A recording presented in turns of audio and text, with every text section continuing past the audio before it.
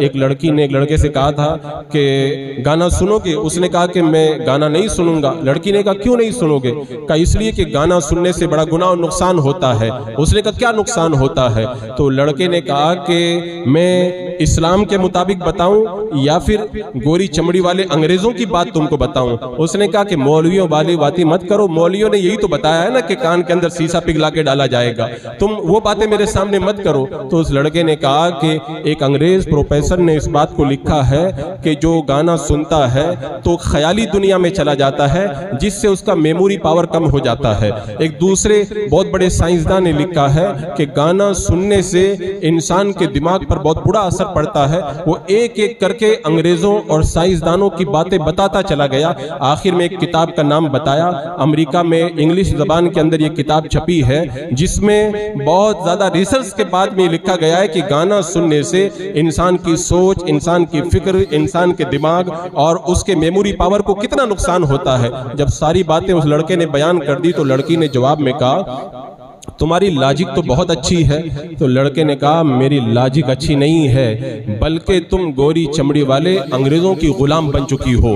جب میں نے اللہ کے رسول علیہ السلام کی حدیث کی بات کی تو نے مجھے مولوی کا طعنہ دیا، اور جب ان گوری چمڑی والوں کی میں نے بات کی تو تم کو میری لاجک پسند آئی۔ ایسے کالج اور یونیورسٹی میں پڑھنے سے ایسی لڑکیاں تو پیدا ہوں گی، رابعہ بصریہ تھوڑی پیدا ہوگی۔ بس یہی حال آج ہمارے معاشرے اور سوسائٹی کا ہے۔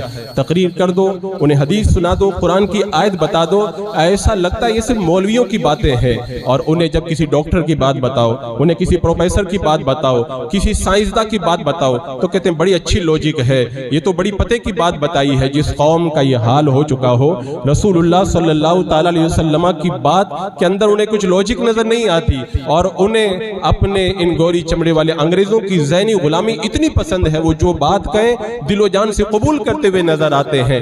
حالم یہ ہو چکا ہماری لوجک کا، میں بتاؤں یہ ایک بڑا کڑوا عنوان ہے، ہمارا حال یہ ہو چکا ہے لوجک کے حوالے سے کہ اگر میرے آقا صلی اللہ تعالیٰ علیہ وسلم اگر پوری حیا کا حکم دے، پردے کا حکم دیں تو کہتے ہیں یہ مولویوں کی باتیں ہیں، اور اگر انگریزوں کی طرف سے، اگر ان دنیا داروں کی طرف سے یہ بتایا جائے کہ کپڑے پھاڑ کر کے پہنو تب بھی کہتے ہیں لوجک بڑی اچھی ہے۔ اگر علماء کی طرف سے بتایا جائے اسلام کی ان پابندیوں پہ عمل کرو تو کہتے ہیں صرف مولویوں کی باتیں ہیں، اور اگر بتا دیا جائے یہ ٹریفک مت توڑنا، اس سے یہ نقصان ہوگا، یہ مت کرنا، یہ قانون لاگو ہوگا، تو کہتے ہیں ہمارے فائدے کے لیے تو کہا گیا ہے، یہ تو صحیح لوجک ہے۔ تو دنیا والوں کی لوجک ہمیں سمجھ میں آئے اور رسول اللہ صلی اللہ علیہ وسلم کے قانون کی نظر ہماری نظر میں اہمیت نہ رہ جائے تو اس کے بعد میں پھر عذاب نہیں آئے گا تو کیا آئے گا۔